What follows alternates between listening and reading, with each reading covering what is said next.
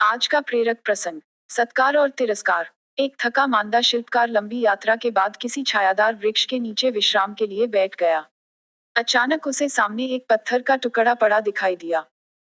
उसने उस सुंदर पत्थर के टुकड़े को उठा लिया, सामने रखा और औजारों के थैले से छेनी हथौड़ी निकालकर उसे तराशने के लिए जैसे ही पहली चोट की, पत्थर जोर से चिल्ला पड़ा। उफ, मुझे मत मारो। दूसरी बार वह रोने लगा। मत मारो मुझे, मत मारो, मत मारो। शिल्पकार ने उस पत्थर को छोड़ दिया, अपनी पसंद का एक अन्य टुकड़ा उठाया और उसे हथौड़ी से तराशने लगा। वह टुकड़ा चुपचाप वार सहता गया और देखते ही देखते उसमें से एक देवी की मूर्ति उभर आई। मूर्ति वहीं पेड़ के नीचे रख वह अपनी राह पकड़ आगे चला गया। कुछ वर्षों बाद उस शिल्पकार को फिर से उसी पुराने रास्ते से गुजरना पड़ा, जहां पिछली बार विश्राम किया था। उस स्थान पर पहुंचा तो देखा कि वहां उस मूर्ति की पूजा अर्चना हो रही है, जो उसने बनाई थी। भीड़ है, भजन आरती हो रही है, भक्तों की पंक्तियां लगी हैं। जब उसके दर्शन का समय आया तो पास आकर देखा कि उसकी बनाई मूर्ति का कितना सत्कार हो रहा है। जो पत्थर का पहला टुकड़ा उसने उसके रोने चिल्लाने पर फेंक दिया था, वह भी एक ओर में पड़ा है और लोग उसके सिर पर नारियल फोड़ फोड़ कर मूर्ति पर चढ़ा रहे हैं। शिल्पकार ने मन ही मन सोचा कि जीवन में कुछ बन पाने के लिए शुरू में अपने शिल्पकार को पहचानकर उनका सत्कार कर कुछ कष्ट झेल लेने से जीवन बन जाता है। बाद में सारा विश्व उनका सत्कार करता है। जो डर जाते हैं और बचकर भागना चाहते हैं वे बाद में जीवन भर कष्ट झेलते हैं, उनका सत्कार कोई नहीं करता। आज का दूसरा प्रेरक प्रसंग। किसान की घड़ी। एक बार एक किसान की घड़ी कहीं खो गई। वैसे तो घड़ी कीमती नहीं थी, पर किसान उससे भावनात्मक रूप से जुड़ा हुआ था और किसी भी तरह उसे वापस पाना चाहता था।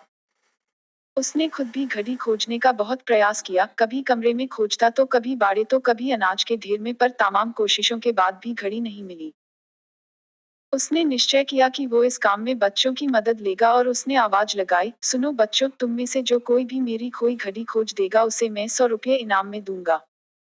फिर क्या था, सभी बच्चे जोर शोर से इस काम में लग गए। वे हर जगह की खाक छानने लगे, ऊपर नीचे, बाहर, आंगन में। हर जगह पर घंटों बीत जाने पर भी घड़ी नहीं मिली।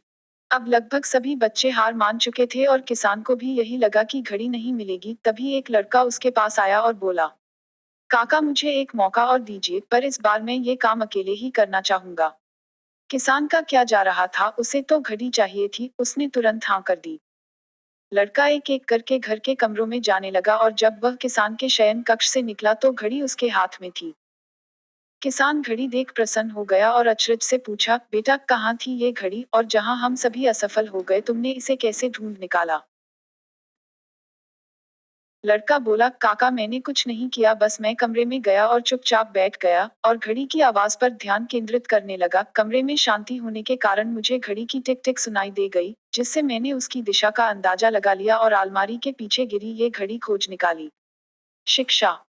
फ्रेंड्स, जिस तरह कमरे की शांति घड़ी ढूंढने में मददगार साबित हुई, उसी प्रकार मन की शांति हमें लाइफ की जरूरी चीजें समझने में मददगार होती है। हर दिन हमें अपने लिए थोड़ा वक्त निकालना चाहिए, जिसमें हम बिल्कुल अकेले हों, जिसमें हम शांति से बैठकर खुद से बात कर सकें और अपने भीतर की आवाज को सुन सकें। तभी हम लाइफ को और अच्छे ढंग से जी पाएंगे। उम्मीद करती हूँ कि आपको यह वीडियो अच्छा लगा होगा। प्लीज मेरे चैनल को सब्सक्राइब करें ताकि मैं आपके लिए ऐसे ही शानदार वीडियो और लेकर आऊं। आप मेरे वीडियो को लाइक और शेयर भी कर सकते हैं, जिससे मुझे हौसला मिले। धन्यवाद। सदैव प्रसन्न रहिए।